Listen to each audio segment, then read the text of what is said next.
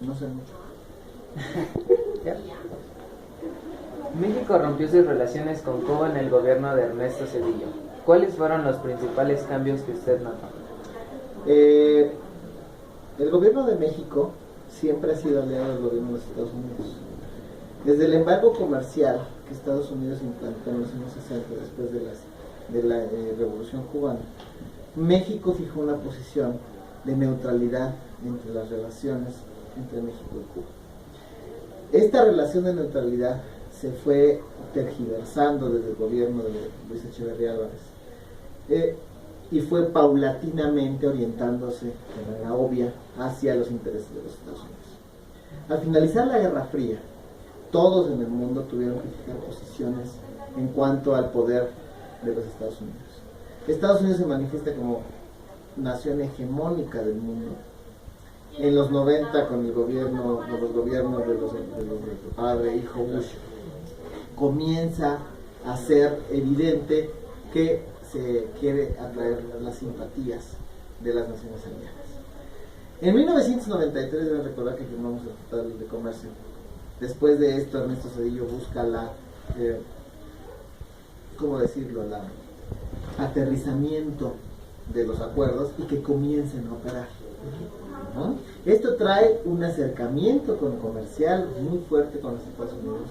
Debemos recordar que México cambia en el gobierno de René de Gortari a una política abiertamente neoliberal y necesita el comercio y la operacionalidad del Tratado de Libre Comercio. El cambio fundamental que vemos es primero un distanciamiento, que si bien teníamos una misión diplomática en Cuba que funcionaba de manera corta, los embajadores de México en Cuba siempre habían sido afines al régimen castrista. Ernesto de Zedillo, bueno, su gobierno decide mejor orientarse hacia el fortalecimiento de las relaciones comerciales con los Estados Unidos que con la amistad añeja y antigua en el pueblo cubano. Que vemos una decisión económica, no política, y esto tiene que ver mucho con la formación como tal del presidente, doctor Ricardo. Durante el gobierno de Vicente Fox había una gran discriminación hacia los cubanos. ¿Esto es verdad? Vicente Fox trabaja mucho en el posicionamiento de México en el mundo. Vicente Fox y su equipo, Jorge Castañeda, lo deben recordar, intentan a nivel global posicionar a México como una nación amiga y de puertas abiertas. Intenta, desde su muy particular y peculiar estilo de liderazgo, afianzar los lazos con Cuba sin perder la relación comercial con Estados Unidos. Debemos recordar que en el gobierno de Fox logra la inversión extranjera en nuestro país más grande de los últimos 50 años. Desde López Mateos no había habido inversiones como las que Fox trajo a México. Marcas de automóviles, empresas manufactureras se establecen en México y comienzan a operar. Es decir, Fox logra lo que Ernesto Zedillo soñaba, la integración comercial más abierta y plena con las potencias.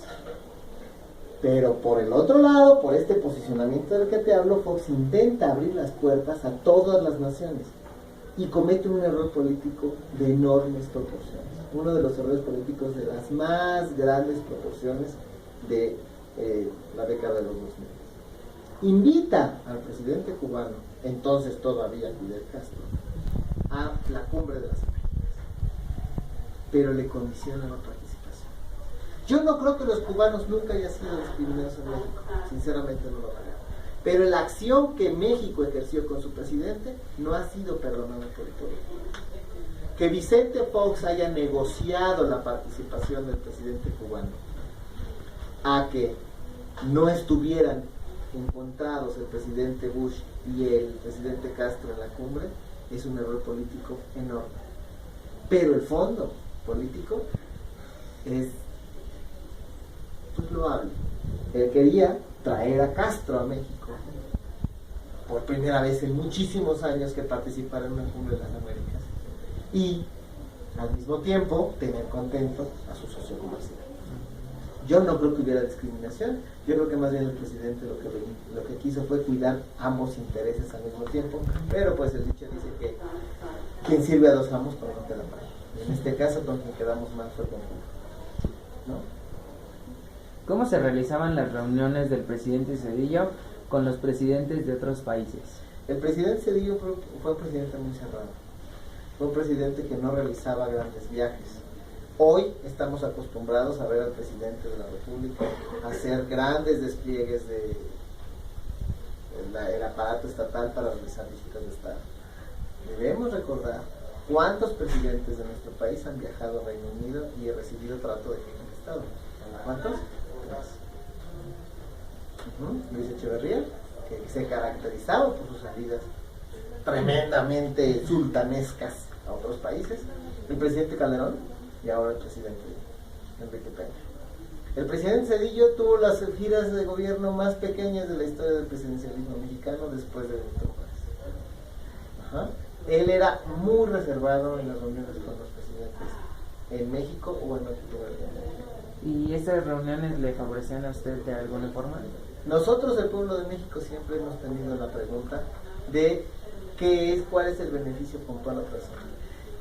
Siempre las intenciones del gobierno deben llevar a beneficios tangibles en el bolsillo, en la emocionalidad y en la pertenencia de las personas.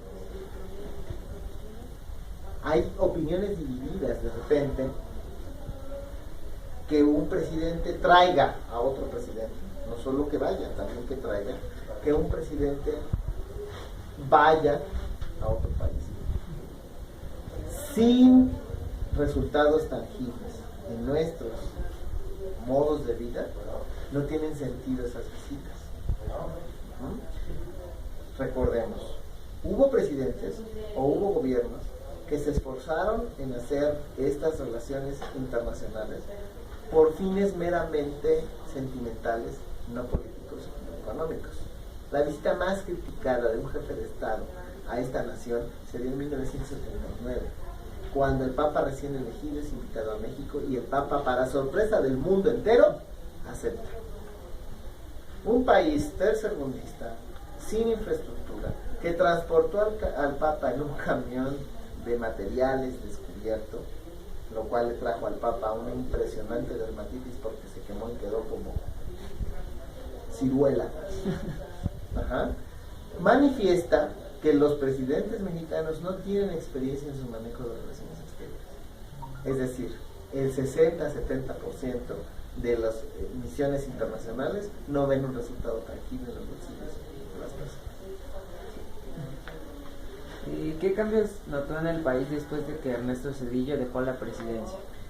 Ernesto Zedillo echó a volar el modelo neoliberal que Salinas de Gortari impulsó.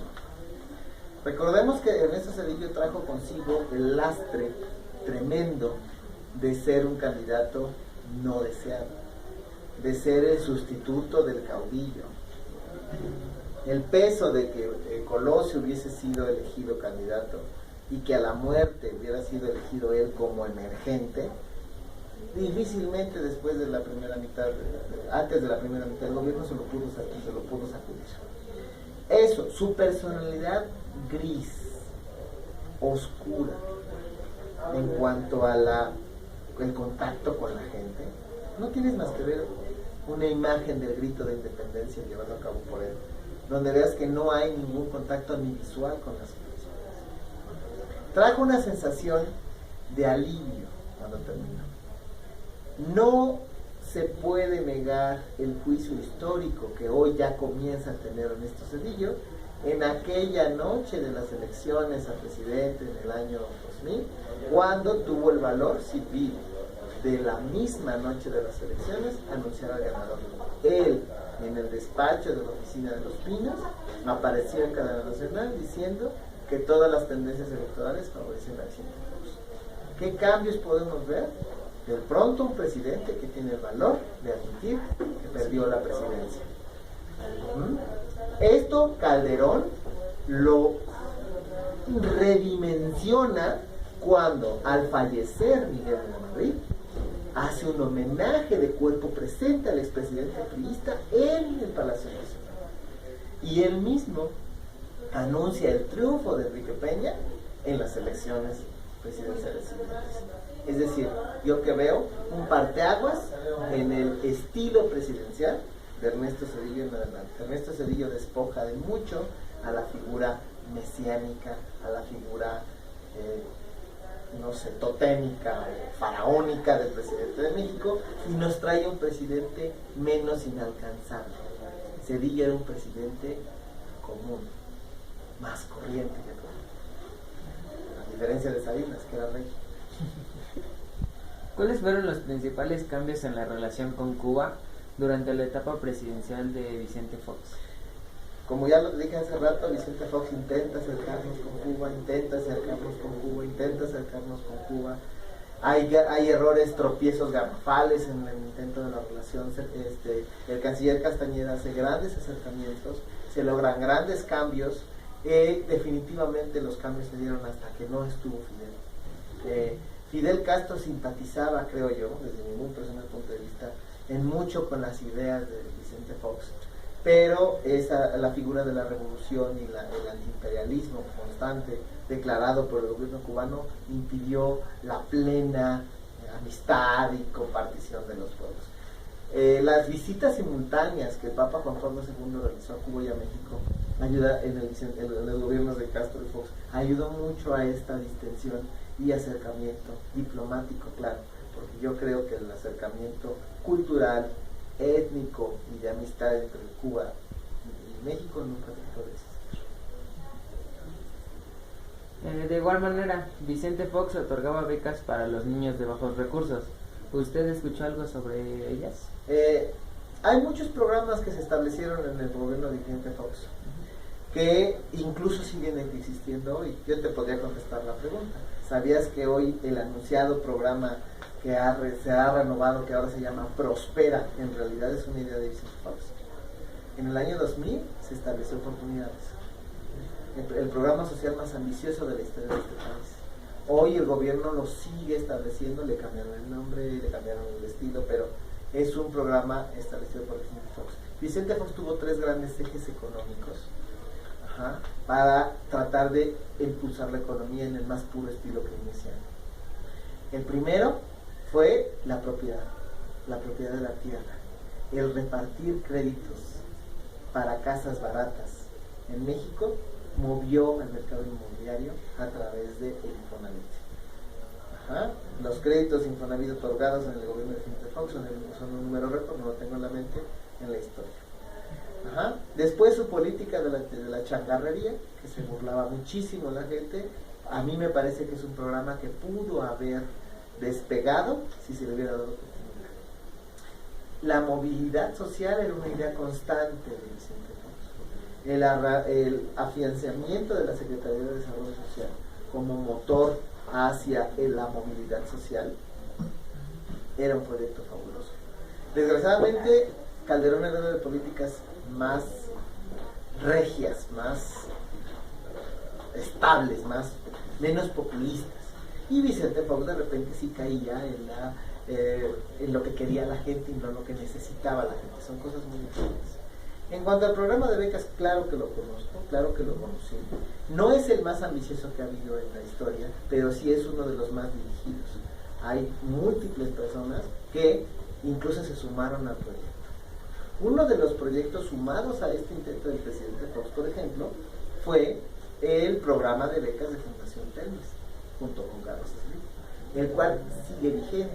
Entonces, ese programa que fundó la Presidencia de la República desde la Dirección de Apoyos Populares de la Secretaría de Desarrollo Social, trajo eco en algunas otras instituciones, y las cuales siguen manteniendo su programa.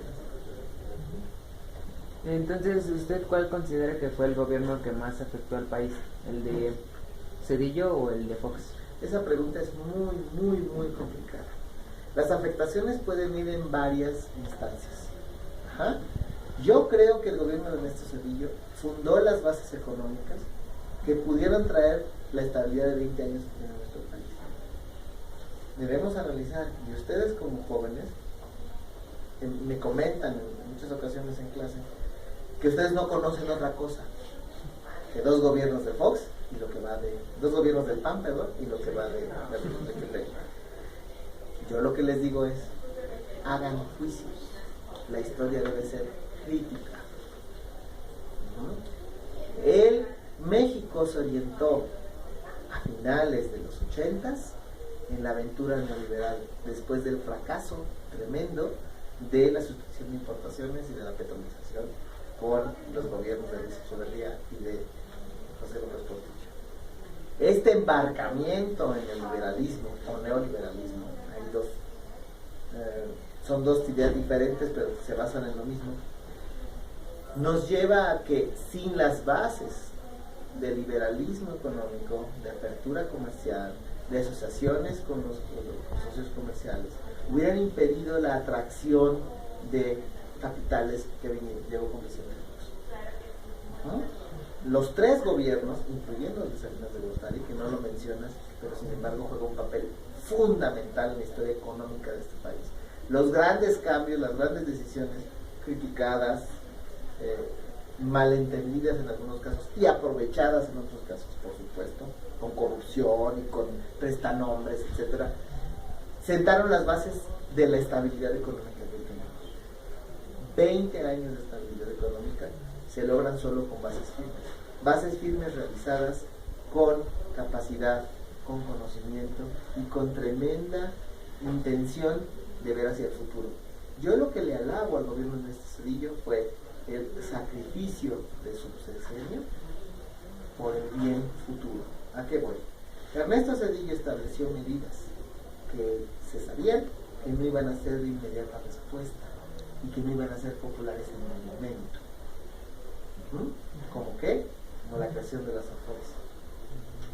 Pero que sin embargo en el futuro iban a manifestar beneficios para México. A Fox le toca, por el empuje del cambio, de la democracia, la personalidad misma del señor presidente, recoger mucho de ese fruto. Yo creo que el gobierno de Fox y Zedillo se complementan de una manera armónica, a pesar de las diferencias ideológicas de sus países.